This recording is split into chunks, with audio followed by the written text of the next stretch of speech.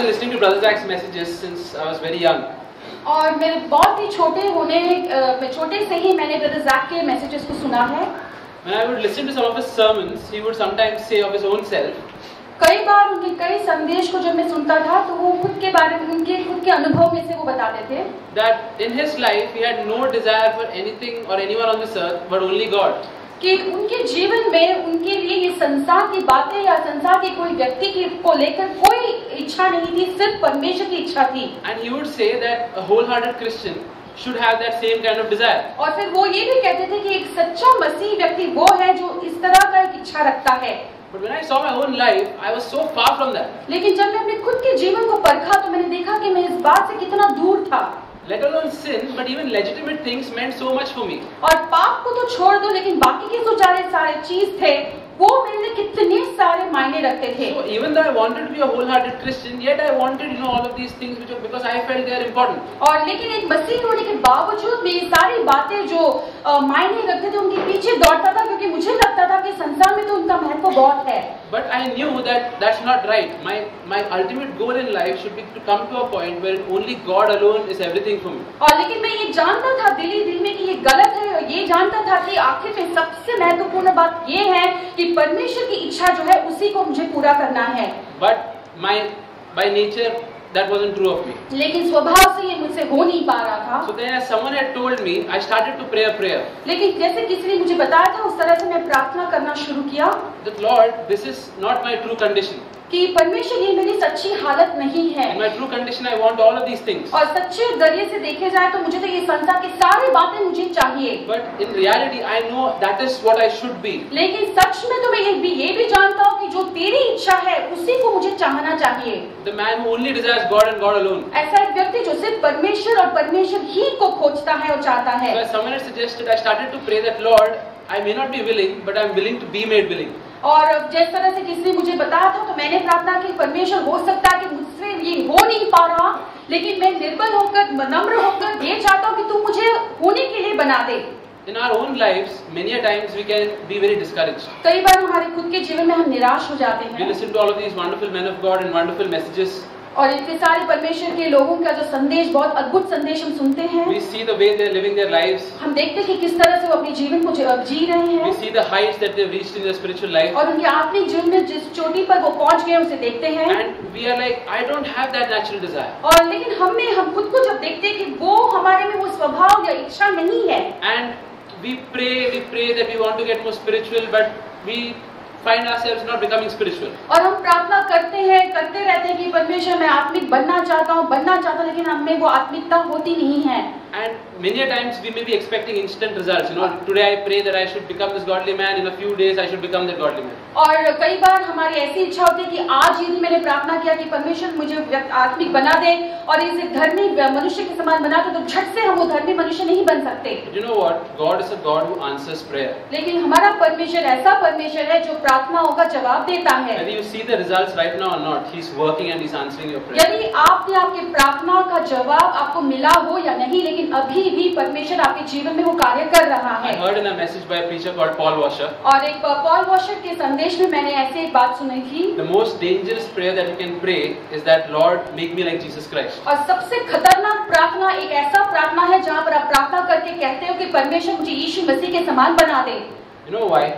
आप जानते हो क्या क्यों? If you are a Christian who just wants a normal life, यदि आप एक मसीही हो जो सिर्फ एक साधारण नामचीन जीवन चाहते हो, you want a good job, you want to get married on time, you want everything, all the comforts of this world, and in the end you want to go to heaven. और आप एक बहुत अच्छा नौकरी चाहते हैं, एक अच्छा शादीशुदा जीवन चाहते हैं, समय पे शादी हो जाता है और इस संसार के सारे सहूलियत को चाहते हैं, उसे अनुभव करते हो, बाद में आप स्वर्ग जाना चाहते हैं, You will get it.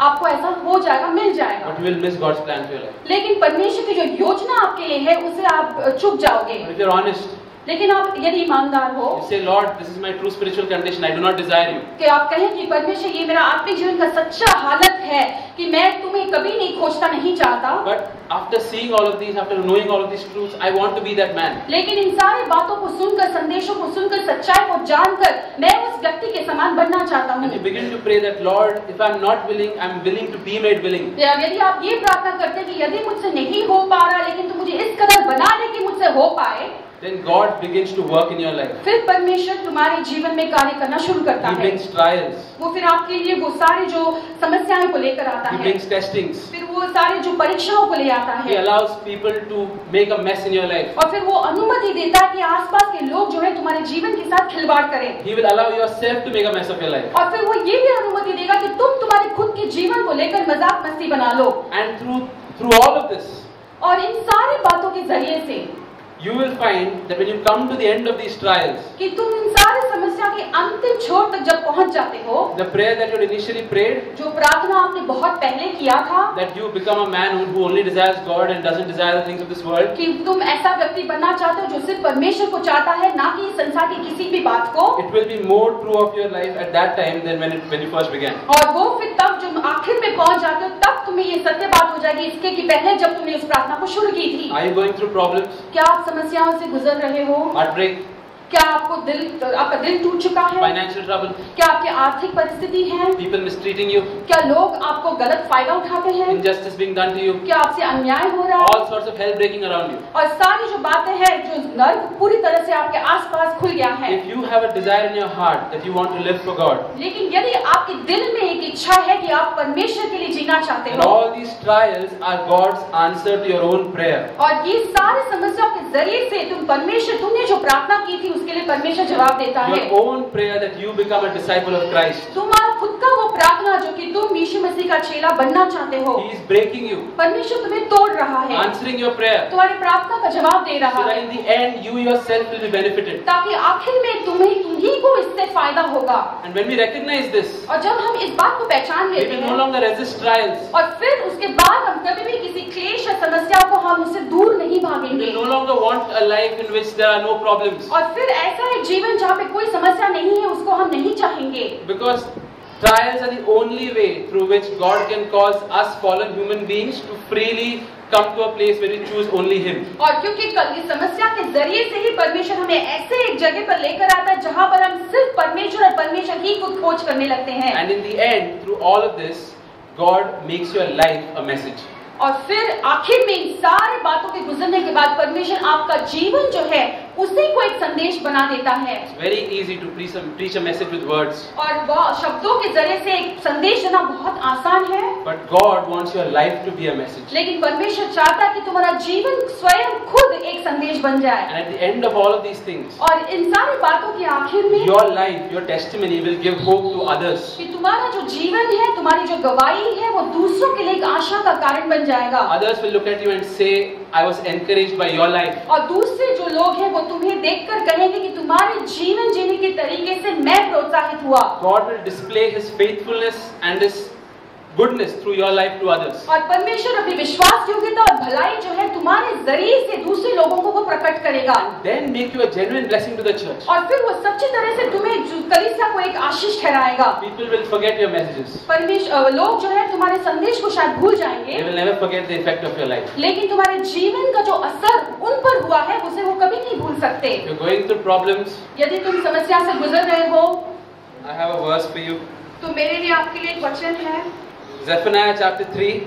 सपन्या उसका 3रा अध्याय, Zephaniah chapter 3 verse 17. और सपन्या उसका 3रा अध्याय उसका 17वां वचन। The Lord your God is with you.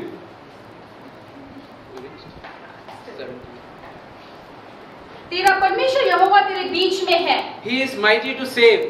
वो उद्धार करने में पराक्रमी है, He will take great delight in you.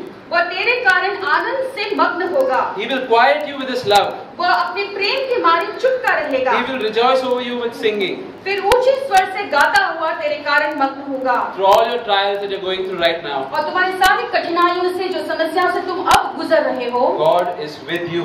परमेश्वर तुम्हारे साथ में है, He is working in you to produce His perfect will in your life. और परमेश्वर तुम्हें कार्य कर रहा है कि उसकी जो सिद्ध इच्छा है वो तुम में वो पूरा करे, To answer your own prayer of making you like Christ. और तुम्हारा खुद का वो जो प्रार्थना था कि तुम्हें यीशु मसीह के समान बनाए, उसके जवाब में, And through all your pain, He will quieten you with His love. और तुम्हारे सारे दर्द के जरिए से जो है वो अपने प्रेम से तुम्हें चुप करा देगा।